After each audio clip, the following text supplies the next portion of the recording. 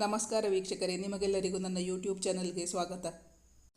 ಬಯಸದೆ ನೀ ಬಂದೆ ಭಾಗ 84. ಅವನು ಕೇಳಿದ್ದು ಕೊಡದೆ ಅವನು ಅಲ್ಲಿಂದ ಏಳುವುದಿಲ್ಲ. ಸಿದ್ಧಾಂತ್ ಜಗಮುಂಡ. ಅವಳು ಅವನ ಪಕ್ಕದಲ್ಲಿ ಕುಳಿತು ಅವನ ಹೊದಿಕೆ ಎಳೆದಳು. ತಕ್ಷಣ ಸಿದ್ಧಾಂತ್, ನಿನ್ನ ತುಟಿಯಲ್ಲಿ ಒಸರುತ್ತಿರುವ ಈ ರಸದ ಜೇನು ಒಂದು ಮಧು ತುಂಬಿದ ಅಕ್ಷಯ ಪಾತ್ರೆ. ಮತ್ತೆ ನಿನ್ನ ಈ ದೇಹದಲ್ಲಿ ಅಡಗಿರುವ ಮಧು. ಅದನ್ನು ಕುಡಿದ್ರೆ ಟೀ ಯಾಕೆ, ಬೇರೇನೂ ಬೇಡ.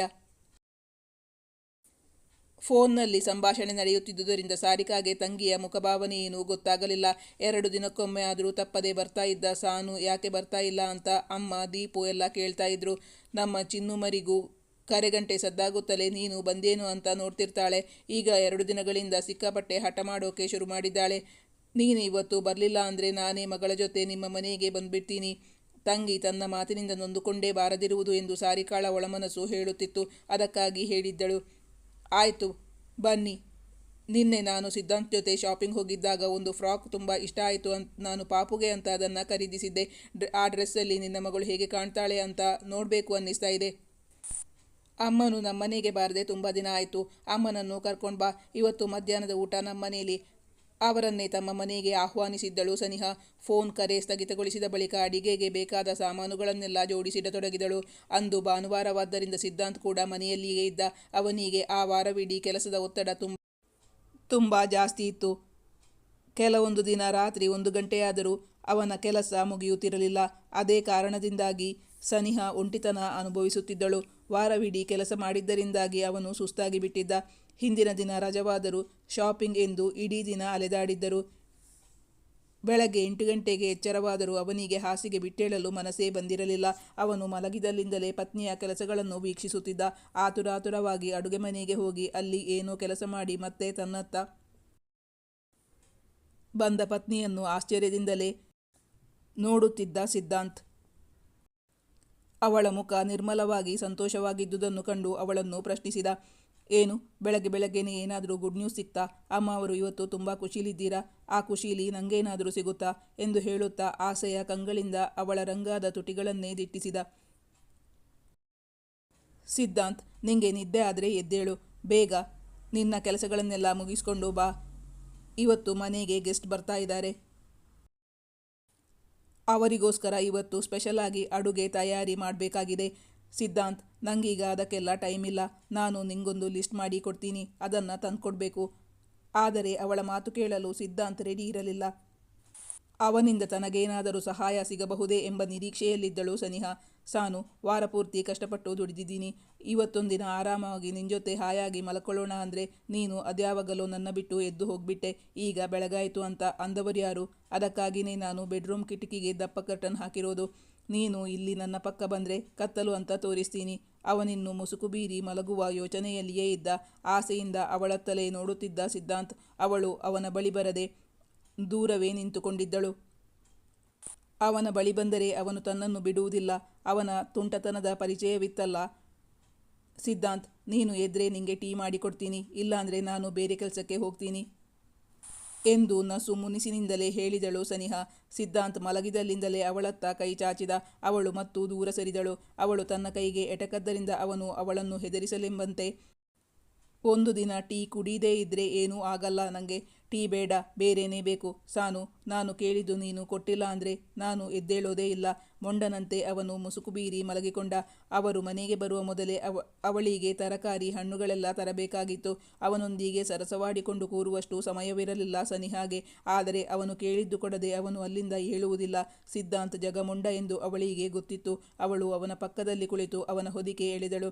ಅದಕ್ಕಾಗಿಯೇ ಕಾದಿದ್ದವನಂತೆ ತಕ್ಷಣವೇ ಕಾರ್ಯಪ್ರವೃತ್ತನಾಗಿ ಬಿಟ್ಟಿದ್ದ ಸಿದ್ಧಾಂತ್ ಪಕ್ಕದಲ್ಲಿ ಕುಳಿತವಳ ಕತ್ತಿನ ಸುತ್ತ ಕೈ ಹಾಕಿ ಅವಳ ಮುಖ ತನ್ನೆಡೆಗೆ ತಿರುಗಿಸಿಕೊಂಡ. ಬಳಿಕ ಅವಳ ಜೇನು ತುಂಬಿದ ತುಟಿಗಳನ್ನೇ ನೋಡುತ್ತಾ, ನಿನ್ನ ತುಟಿಯಲ್ಲಿ ಒಸರುತ್ತಿರುವ ಈ ರಸದ ಜೇನು ಒಂದು ಮಧು ತುಂಬಿದ ಅಕ್ಷಯ ಪಾತ್ರೆಯಂತೆ. ಮತ್ತೆ ನಿನ್ನ ಈ ದೇಹದಲ್ಲಿ ಅಡಗಿರುವ ಮಧು, ಅದನ್ನು ಕುಡಿದರೆ ಟೀ ಯಾಕೆ, ಬೇರೇನೂ ಬೇಕು ಅಂತಾನೆ ಅನ್ನಿಸಲ್ಲ ಎಂದು ಹೇಳುತ್ತಾ ಅವಳ ತುಟಿಗಳ ಮೇಲೆ ತುಟಿ ಇರಿಸಿಬಿಟ್ಟಿದ್ದ ಸಿದ್ಧಾಂತ್. ಓಹೋ ಹಾಗಾ, ಅದು ನನಗೆ ಗೊತ್ತೇ ಇರಲಿಲ್ವೇ. ಸಿದ್ಧಾಂತ್, ನೀನು ರಸಿಕ ಅಂತ ಒಪ್ಕೋತೀನಿ. ನಿಂಗೆ ಸರಸವಾಡೋಕೆ ಹೊತ್ತು ಗೊತ್ತು ಒಂದೂ ಇಲ್ಲ. ನಾನಿವತ್ತು ನಮ್ಮ ಅಕ್ಕ, ಬಾವ ಮತ್ತು ಅಮ್ಮನ್ನ ಊಟಕ್ಕೆ ಬರೋಕೆ ಹೇಳಿದ್ದೀನಿ. ಅವರು ಬರ್ತಿರ್ಬೇಕಾದ್ರೆ ನಾವು ಇಲ್ಲಿ ಸರಸವಾಡಿಕೊಂಡು ಇದ್ರೆ ಏನು ಚೆನ್ನಾಗಿರುತ್ತೆ ಹೇಳು, ಅವನನ್ನು ಪ್ರಶ್ನಿಸಿದಳು. ಅವಳಿಂದ ಈಗ ಏನೂ ಸಿಗುವುದಿಲ್ಲವೆಂದು ಅರಿವಾದರೂ ಅಷ್ಟು ಸುಲಭದಲ್ಲಿ ನಿನ್ನ ಬಿಟ್ಟುಕೊಡೋಕೆ ಸಾಧ್ಯ ಇಲ್ಲ ಚಿನ್ನ ಎಂದು ಹೇಳುತ್ತಾ ಅವಳನ್ನು ತನ್ನ ಬಳಿಗೆ ಎಳೆದುಕೊಂಡ ಸಿದ್ಧಾಂತ್. ಯಾಕಾದರೂ ನಿನ್ನ ಕರೆಯೋಕೆ ಅಂತ ಇಲ್ಲಿ ಬಂದ್ನೋ ನಾನು? ಅದರ ಬದಲು ನಾನೇ ಹೋಗಿ ತರಕಾರಿ ಹಣ್ಣು ತಗೊಂಡು ಬಂದೆ ಚೆನ್ನಾಗಿತ್ತು ತಾನೆಂದು ಅವನ ಬಳಿ ಬಂದು ತಪ್ಪು ಮಾಡಿದೆ. ತನ್ನ ಅಸಹಾಯಕತೆಯನ್ನು ಅವನ ಮುಂದೆ ಹೇಳಿಕೊಂಡಾಗ ಈಗಿನ್ನೂ 10 ಗಂಟೆನೇ ಆಗಿಲ್ಲ. ನನಗೆ ತುಂಬ ಬಾಯಾರಿಕೆ ಆಗ್ತಾ ಇದೆ. ಗಂಟಲೆಲ್ಲ ಒಣಗಿ ಹೋಗಿದೆ. ನಿನ್ನ ಗಂಡನ ಬಗ್ಗೆ ಸ್ವಲ್ಪನಾದರೂ ಕರುಣೆ ತೋರಿಸು ಚಿನ್ನ. ನೀನೀಗ ನಾನು ಕೇಳಿದ್ದೆಲ್ಲ ಕೊಟ್ಟು ಈಗ ನನ್ನ ದಾಹ ತೀರಿಸಿ ನನಗೆ ಹೆಲ್ಪ್ ಮಾಡಿದರೆ ಅಡುಗೆ ಮಾಡೋಕೆ ನಾನು ನಿಂಗೆ ಹೆಲ್ಪ್ ಮಾಡ್ತೀನಿ ಎಂದು ಹೇಳುತ್ತಾ ಅವಳನ್ನು ಮುದ್ದಿಸಲಾರಂಭಿಸಿದ್ದ ಸಿದ್ಧಾಂತ್. ಹೋಗಿ ಹೋಗಿ ನಿನ್ನ ಹತ್ರ ಹೆಲ್ಪ್ ಕೇಳೋಕೆ ಬಂದಲ್ಲ. ನನ್ನ ಬುದ್ಧಿಗಿಷ್ಟು. ನಿನ್ನ ಹತ್ರ ಸಹಾಯ ಕೇಳುವುದು, ಸುಂಕದವನ ಮುಂದೆ ಸುಖ ದುಃಖ ಹೇಳಿಕೊಳ್ಳುವುದು ಎರಡೂ ಒಂದೇ. ನಸು ಮುನಿಸಿನಿಂದಲೇ ಹೇಳಿದಳು ಸನಿಹಾ. ಅದ್ಯಾವ ಬಾಯಿ ಅದು ನನಗೆ ಡಿಸ್ಟರ್ಬ್ ಮಾಡ್ತಾ ಇರೋದು? 1 ವಾರದಿಂದ ಬೇಜಾರು ಅಂತ ಹೇಳ್ತಾ ಇದ್ದೀಯಾ? ನಿನ್ನ ಸರಿಯಾಗಿ ವಿಚಾರಿಸಿಕೊಳ್ಳೋಕೆ ನನಗೆ ಸಮಯನೇ ಸಿಗ್ತಾ ಇರಲಿಲ್ಲ. ಇವತ್ತು ಇಡೀ ದಿನ ನಿಂಗೋಸ್ಕರನೇ ಸಮಯ ಮಾಡ್ಕೊಂಡಿದ್ದೀನಿ. ನಿನ್ನ ಬೇಜಾರು ಕಡಿಮೆ ಮಾಡ್ತೀನಿ ಅಂದರೆ ನೀನು ಇನ್ನೇನು ಹೇಳ್ತೀಯಾ? ನನಗೆ ಗೊತ್ತು ನೀನು ಯಾವ ಕಾರಣಕ್ಕಾಗಿ ಈಗಲೇ ಅಡುಗೆ ಕೆಲಸ ಎಲ್ಲ ಬೇಗ ಮುಗಿಸ್ಕೋಬೇಕು ಅಂತ ಪ್ಲಾನ್ ಮಾಡ್ತಿದ್ದೀಯಾ ಅಂತ. ನಿನ್ನ ಕೆಲಸಗಳನ್ನೆಲ್ಲ ಆದಷ್ಟು ಬೇಗ ಮುಗಿಸಿ ಮಗು ಬಂದ ಮೇಲೆ ಮಗು ಜೊತೆ ಆಡೋಕೆ ತಾನೇ. ಅಕ್ಕನ ಮಗುವನ್ನೇ ಇಷ್ಟು ಮುದ್ದು ಮಾಡೋ ನೀನು ಮತ್ತೆ ನಮ್ಮದೇ ಒಂದು ಮಗುವಾದರೆ ಈಗಲೇ ನೀನು ನಾನು ಕೇಳಿದ್ದು ಕೊಡಬೇಕು ಅಂದರೆ ಮೀನ ಮೇಷ ಎಣಿಸ್ತೀಯ. ಮತ್ತೆ ಆಗ ನಿನಗೆ ನಾನು ಕಾಣಿಸೋದೇ ಇಲ್ಲ. ಆಮೇಲಿನ ನನ್ನ ಪಾಡು ನೆನೆಸ್ಕೊಂಡ್ರೆ ನನಗೆ ತುಂಬ ಭಯ ಆಗುತ್ತೆ ಎಂದು ಇಲ್ಲದ ಭಯವನ್ನು ನಟಿಸುತ್ತಾ ಬೇಕೆಂದೇ ಅವಳನ್ನು ರೇಗಿಸಿದ ಸಿದ್ಧಾಂತ್. ಹಾಗೂ ಹೀಗೂ ಕೊಸರಾಡಿ ಅವನಿಂದ ಬಿಡಿಸಿಕೊಂಡು ಅವಳು ಎದ್ದು ಬರುವ ಹೊತ್ತಿಗೆ ಗೋಡೆ ಗಡಿಯಾರ 10 ಗಂಟೆ ತೋರಿಸುತ್ತಿತ್ತು. ಅವನು ಎದ್ದು ಸ್ನಾನ ಮುಗಿಸಿಕೊಂಡು ಬರುವ ವೇಳೆಗೆ ಸನಿಹಾ ಹೋಗಿ ತರಕಾರಿ ಹಣ್ಣು ತಂದು ಬಿಟ್ಟಿದ್ದಳು. ನಾನು ಹೆಲ್ಪ್ ಮಾಡ್ತೀನಿ ಅಂತ ಹೇಳಿದ್ನಲ್ಲ, ಮತ್ತೆ ನೀನ್ಯಾಕೆ ಅದನ್ನೆಲ್ಲ ತಗೊಂಡು ಬರೋಕೆ ಹೋದೆ? ಅವನು ಹುಬ್ಬು ಗಂಟಿಕ್ಕಿ ಅವಳನ್ನು ಪ್ರಶ್ನಿಸಿದ. ಬೆಳಗ್ನಿಂದ ನೀನು ಮಾಡಿದ ಹೆಲ್ಪ್ ನೋಡಿದ್ನಲ್ಲ. ನೀನು ಬೇಕಿರುವ ಐಟಮ್ ತರೋ ಹೊತ್ತಿಗೆ ಅವರೆಲ್ಲ ಬಂದಾಗಿರುತ್ತೆ. ಬೇಗ ತಿಂಡಿ ತಿಂದು ರೆಡಿಯಾಗು. ನಿಂಗೆ ಇಷ್ಟ ಮಾತ್ರ ಅಲ್ಲ, ಇವತ್ತು ಭಾನುವಾರ ಆರಾಮವಾಗಿ ತಿಂಡಿ ತಿನ್ನಬಹುದು ಅಂತ ಪೂರಿ ಸಾಗು ಮಾಡಿದ್ದೆ. ಆಗಲೇ ಪೂರಿ ಬೇಯಿಸಿಟ್ಟಿದ್ದೀನಿ. ಈಗ ಆರಿ ತಣ್ಣಗಾಗಿ ಅಕ್ಷತೆಯಾಗ್ಬಿಟ್ಟಿದೆ. ನೀನು ಮಾಡಿರೋ ತಪ್ಪಿಗೆ ಅದೇ ಪನಿಷ್ಮೆಂಟ್ ನಿಂಗೆ. ಈಗ ಅದನ್ನೇ ತಿನ್ನು. ಸಿಟ್ಟಿನಿಂದ ಅವನನ್ನು ಕೆಂಗಣ್ಣಿನಿಂದ ನೋಡುತ್ತಾ ಹೇಳಿದಳು ಸನಿಹಾ. ಪ್ಲೀಸ್ ಹಾಗೆ ನೋಡಬೇಡ್ವೆ. ನನಗೆ ತುಂಬ ಭಯ ಆಗುತ್ತೆ ಬೇಕೆಂದೇ ಮುಖದಲ್ಲಿ ಭಯ ನಟಿಸುತ್ತಾ ಹೇಳಿದ ಸಿದ್ಧಾಂತ್. ಅವನ ನಟನೆಗೆ ಅವಳಿಗೆ ನಗು ಉಕ್ಕಿ ಬಂದಿತ್ತು. ಆದರೂ ಅದನ್ನು ಅವನ ಮುಂದೆ ತೋರ್ಪಡಿಸದೆ ಹೇಳಿದಳು ಸನಿಹಾ. ನಂಗೀಗ ನಿನ್ನ ಹತ್ರ ಎಷ್ಟು ಸಿಟ್ಟು ಬಂದಿದೆ ಅಂದರೆ 1 ವಾರ ನಿನ್ನ ಉಪವಾಸ ಕೆಡವಬೇಕು ಅಂತ ಅನ್ನಿಸ್ತಾ ಇದೆ. ಅವಳ ಕಣ್ಣುಗಳಿಗೆ ಏನಾದರೂ ಶಕ್ತಿ ಇದ್ದರೆ ಅವನನ್ನು ಸುಟ್ಟು ಬಿಡುತ್ತಿದ್ದಳೇನೋ, ಅಷ್ಟು ತೀಕ್ಷ್ಣವಾಗಿತ್ತು ಅವಳ ನೋಟ. ಹೆಣ್ಣು ಮಕ್ಕಳು ಸಿಟ್ಟುಗೊಂಡಾಗ ತುಂಬ ಚೆನ್ನಾಗಿ ಕಾಣಿಸ್ತಾರೆ ಅಂತ ಎಲ್ಲೋ ಓದಿದ ನೆನಪು ನನಗೆ. ಕವಿಗಳು ಸುಮ್ಮನೆ ಹೇಳಲ್ಲ, ಯಾವಾಗಲೂ ನಿಜಾನೇ ಹೇಳ್ತಾರೆ ಅಂತ ಈಗ ನನಗೆ ಸ್ಪಷ್ಟವಾಗಿ ಗೊತ್ತಾಯ್ತು ನೋಡು. ಸಿದ್ಧಾಂತ್ ಬಾಯಿ ಮುಚ್ಕೊಂಡು ಹೋಗ್ತೀಯೋ ಅಥವಾ ಏನಾದರೂ ಬೇಕಾ? ಇವತ್ತು ನೀನು ನನ್ನ ತುಂಬ ಕಾಡಿಸ್ತಾ ಇದ್ದೀಯಾ. ಕೆಲಸ ಆಗಲಿಲ್ಲ ಅಂತ ನಾನು ಟೆನ್ಷನ್ನಲ್ಲಿದ್ದರೆ ತಿಂಡಿ ಆದರೂ ತಿನ್ನಬಾರ್ದಾ? ಅವನ ಮೇಲೆ ರೇಗಿಕೊಂಡಳು. ಪತ್ನಿಯನ್ನು ಕಾಡಿಸಿದಷ್ಟು ಅವನಿಗೆ ಅದೇನೋ ಸಂತೃಪ್ತಿ.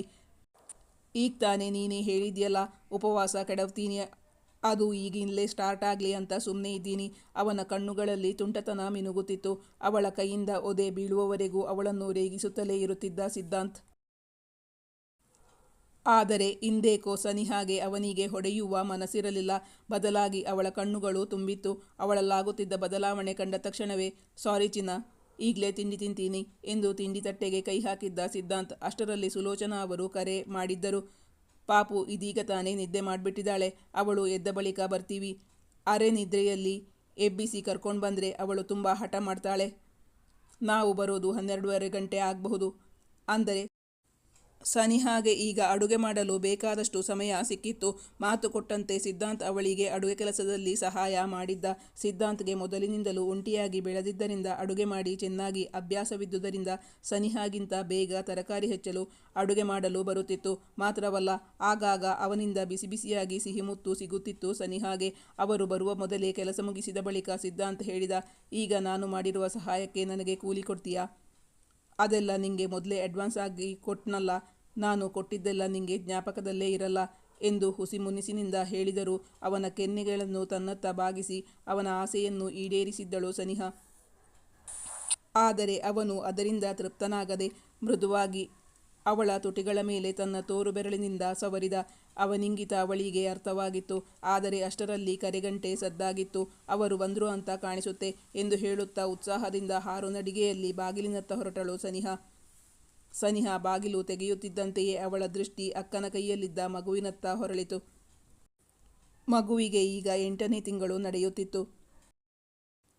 ಸಾರಿಕಾಳ ಮಗು ಮೈ ಕೈ ತುಂಬಿಕೊಂಡು ನೋಡಲು ತುಂಬ ಆಕರ್ಷಕವಾಗಿತ್ತು. 1 ವಾರದಿಂದ ಮಗುವನ್ನು ಕಂಡಿರಲಿಲ್ಲವಲ್ಲ. ಮನೆ ಒಳಗೆ ಬರುತ್ತಿದ್ದಂತೆಯೇ ಮಗುವನ್ನು ಎತ್ತಿಕೊಂಡು ಮುದ್ದು ಮಾಡಲಾರಂಭಿಸಿದ್ದಳು ಸನಿಹಾ. 1 ವಾರದಿಂದ ಕಾಣದ ಚಿಕ್ಕಮ್ಮನನ್ನು ಮಗು ಮಿಸ್ ಮಾಡಿಕೊಂಡಿತ್ತೇನೋ ಎಂಬಂತೆ ಅವಳು ಮುದ್ದು ಮಾಡಿದಾಗ ಕಿಲಕಿಲನೆ ನಕ್ಕಿತು. ಮಗುವಿನ ಮೃದುವಾದ ಮೈಯ ಸ್ಪರ್ಶವಾಗುತ್ತಲೇ ಸನಿಹಾಗೆ ಅದೇನು ಅವ್ಯಕ್ತವಾದ ಆನಂದ. ಸುಲೋಚನಾ ಅವರು ಮನೆ ಒಳಗೆ ಬರುತ್ತಲೇ ಮಗಳ ಆಸೆಯನ್ನು ಅರಿತವರಂತೆ ಹೇಳಿದರು, ಸಾನು, ನೀನು ಬೇಕಾದರೆ ಮಗು ಜೊತೆ ಆಟ ಆಡ್ತಾ ಇರು. ಅಡಿಗೆ ಮನೆಯಲ್ಲಿ ಏನಾದರೂ ಕೆಲಸ ಇದ್ದರೆ ನಾನು ನೋಡ್ಕೋತೀನಿ ಎಂದು ಹೇಳಿದಾಗ, ಇಲ್ಲಮ್ಮ, ಅಡುಗೆ ಎಲ್ಲ ಆಗಿದೆ, ಎಲ್ಲ ಡೈನಿಂಗ್ ಟೇಬಲ್ ಮೇಲೆ ಜೋಡಿಸೋದೊಂದೇ ಬಾಕಿ ಎಂದು ತಾಯಿಯ ಬಳಿ ಹೇಳುತ್ತಾ ಮಗುವಿನ ದುಂಡು ಕೆನ್ನೆಗೆ ಮುತ್ತಿಟ್ಟಳು ಸನಿಹಾ. ಮಗುವನ್ನು ಕಾಣುತ್ತಲೇ ಕಳೆದು ಹೋದ ನಿಧಿ ಸಿಕ್ಕಷ್ಟು ಸಂತೋಷಪಡುತ್ತಿರುವ ಪತ್ನಿಯನ್ನು ಕಂಡು ಸಿದ್ಧಾಂತ್ ಮನದಲ್ಲಿ ದೃಢ ನಿರ್ಧಾರಕ್ಕೆ ಬಂದು ಬಿಟ್ಟಿದ್ದ. ನೀವೆಲ್ಲ ಊಟ ಮಾಡಿ, ನಾನು ಮಗುನ ನೋಡ್ಕೋತೀನಿ ಎಂದು ಸುಲೋಚನಾ ಅವರು ಹೇಳಿದಾಗ ಸನಿಹಾ ಅವರನ್ನು ತಡೆದಳು. ಅಮ್ಮ, ನೀವೆಲ್ಲರೂ ಊಟಕ್ಕೆ ಕೂತ್ಕೊಳ್ಳಿ, ನಾನು ಚಿನ್ನುಮರಿ ಜೊತೆ ಆಟ ಆಡ್ತೀನಿ ಎಂದು ಹೇಳುತ್ತಾ ತಾನು ತಂದಿದ್ದ ಆಟಿಕೆ ಸಾಮಾನುಗಳನ್ನು ಮಗುವಿಗೆ ಕೊಟ್ಟು ಮಗುವಿನ ಜೊತೆ ಆಟವಾಡುತ್ತಾ ಕಾಲ ಕಳೆದಿದ್ದಳು ಸನಿಹಾ. ತಂಗಿಯ ಜೊತೆ ನಗುನಗುತ್ತಾ ಆಟವಾಡುತ್ತಿರುವ ಮಗಳನ್ನು ಕಂಡು ಸಾರಿಕಾ ಹೇಳಿದಳು, ನೀನೇ ಸರಿ, ಅವಳಿಗೆ ನನ್ನ ಹತ್ರ ಇದ್ರೆ ಅತ್ತು ಕರೆದು ರಂಪ ಮಾಡ್ತಾಳೆ. ನಿಂಗೆ ನಿಮ್ಮಮ್ಮನಿಗಿಂತ ಚಿಕ್ಕಮ್ಮನೆ ಹೆಚ್ಚಾದ್ಲಾ ಎಂದು ಮಗಳನ್ನು ಪ್ರೀತಿಯಿಂದ ಗದರಿದ್ದಳು ಸಾರಿಕಾ. ಈ ಕಥೆಯ ಮುಂದಿನ ಭಾಗ ಮುಂದಿನ ಸಂಚಿಕೆಯಲ್ಲಿ ಮುಂದುವರಿಯುವುದು. ವೀಕ್ಷಕರೇ, ನಿಮ್ಮ ಅನಿಸಿಕೆ ಅಭಿಪ್ರಾಯಗಳನ್ನು ಕಮೆಂಟ್ ಮಾಡಿ ತಿಳಿಸಿ. Thank you for watching.